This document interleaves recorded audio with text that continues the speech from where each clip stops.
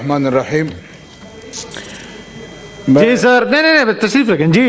मैं ज़रा इस मौजू से हट कर एक बात करना चाहता हूँ। अभी 2-4 दिन कबल हमारे इंतहाई मोहतरम हैं अली मोहम्मद ख़ान साहब, वो जब यहाँ अपोजिशन वॉकआउट पर थी तो उन्होंने बड़ी लंबी गुफ्तगू की है और उसमें मैंने समझा ये है कि एक मरतबा फिर पीटीआई उसके अंदर ऊत कराई है। यहाँ पर उन्होंने अपोजिशन लीडरान को बहुत कुछ सुनाया। हैरान हूँ कि ये किस मुंह से अपने लीडर की तारीफ करते हैं, दूसरों को मुरद इल्ज़ाम ठहराते हैं।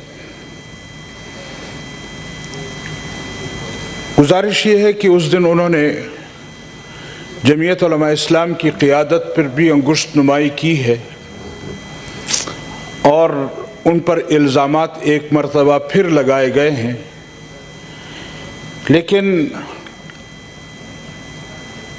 हम तो कई मरतबा ये चैलेंज कर चुके हैं कि अगर आपके इल्ज़ामात में कोई हकीकत है तो फिर आप अदालत क्यों नहीं जाते, गिरफ्तार क्यों नहीं करते। खुद मौलाना साहब भी इस बात की वजाहत कर चुके हैं, लेकिन उस तरफ ये जाने के लिए तैयार नहीं है और यहाँ आकर इस तरह की बातें करते हैं। समझ ये नहीं आ रहा कि ये लोग अभी तक कंटेनर से क्यों नहीं उतरते। 3.5 साल का अरसा यहाँ हो गया है और तकरीबन 8.5 साल का अरसा KPK में इनकी हुकूमत है। क्यों हमारे खिलाफ कोई पर्चा नहीं काटते, क्यों हमारे खिलाफ कोई कार्रवाई नहीं करते। अगर वो नहीं करते तो इन 3.5 सालों में सिवाय इसके कि पिछली हुकूमत और पिछली हुकूमत और पिछली हुकूमत, ये अपनी कारकर्दगी तो बताएं कि इन्होंने 3 सालों में कौन सी या 3.5 सालों में कौन सी कारगुजारी कौम को दिखाई। मैं अली मोहम्मद ख़ान साहब की ज़ात की बात नहीं करूँगा, लेकिन अगर वो जमीयत उलमा इस्लाम की क़ियादत के मुतालिक इस तरह की बातें करते हैं तो फिर आपके लीडर का जो किरदार है, जो एक बदबूदार किरदार है, वो लॉस एंजल्स से लेकर डी चौक तक और डी चौक से लेकर वजीर, आज भी उससे बदबू उठ रही है। आज भी अमेरिका की एक बच्ची अपने बाप का नाम ढूंढ रही है।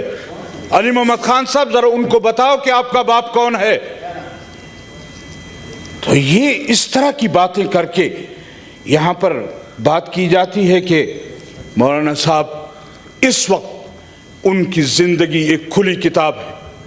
वो आज पाकिस्तान के सियासी लीडरों में एक पवित्र है और ये अपनी ज़बानें गंदी करके मौलाना साहब के मुतालिक इस तरह की बातें करते हैं। लाए ना कोई केस, क्यों नहीं लाते। क्या कारकर्दगी है तुम्हारी इस कौम के सामने। हमें पता है जिन बेसाखियों के साथ तुम यहां आए हो, आज वो बेसाखियां लड़खड़ा रही हैं, आज वो लोग आपसे तंग हैं और जब उनका आखिरी वक्त आता है तो फिर इस तरह की बातें की जाती हैं, इल्ज़ामात लगाए जाते हैं और फिर हमें कहते हैं कि जी ये लोग काम नहीं करते। देखिए, अगर आप लोगों ने इस कौम के साथ कुछ किया होता, इस कौम को कुछ कहा होता, आए रोज यहां आकर कह देते हैं जी हम NRO नहीं देंगे। मैं कहता हूं मैं आपके NRO के ओ पर भी थूकने के लिए तैयार नहीं हूं। ये मेरी थूक की तौहीन होगी। तुम्हारी NRO है क्या चीज, हम उसके ओ पर भी थूकने के लिए तैयार नहीं। ये किस तरह की बातें आप करते हैं। आज खुद आप NRO ढूंढ रहे हैं कि किसी तरह हमें कोई रास्ता मिले, लिहाजा इस तरह की बातें न की जाए।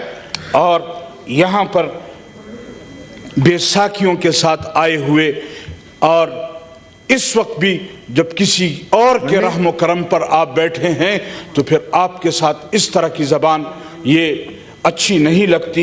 लिहाजा अपनी कारकर्दगी कौम के सामने लाएं कि कौम के सामने आपकी कारकर्दगी क्या है, आपने 3.5 साल में इस मुल्क के लिए किया क्या है, वो तो बताएं। اگر وہ نہیں ہے تو پھر خواہ Thank you, sir. اپوزیشن کو یا دوسرے لوگوں کو مورد الزام نہ ٹھہرایا جائے. سے یہ جو کرناٹک والا ایشو ہے یہ بڑا اہم ہے. اگر اس کو ہم منڈے کو 1.5-2 گھنٹے اس پہ رکھ لیں شروع میں بیفور ٹیکنگ اینڈ, ٹھیک ہے نا جی, 2 گھنٹے اس پہ انشاءاللہ منڈے کو پھر رکھ لیتے ہیں جی. جی بے شروع اسی سے کریں گے, سٹارٹ اسی سے کر رہے ہیں, پورے ہاؤس کے لیے ہے, اس لیے پھر لسٹ بھی دیں. اور میری ایک گزارش اور بھی ہے مشاہد صاحب, ایک سیکنڈ, میری جی ایک ریزولوشن بھی لے آئیں گے, اور میری ایک گزارش اور بھی ہے کہ تھوڑے سے ٹائم اپنے باقی ساتھیوں کو بھی دیں, ذرا جامع اور کم بولیں گے تو سب کو ٹائم مل سکے.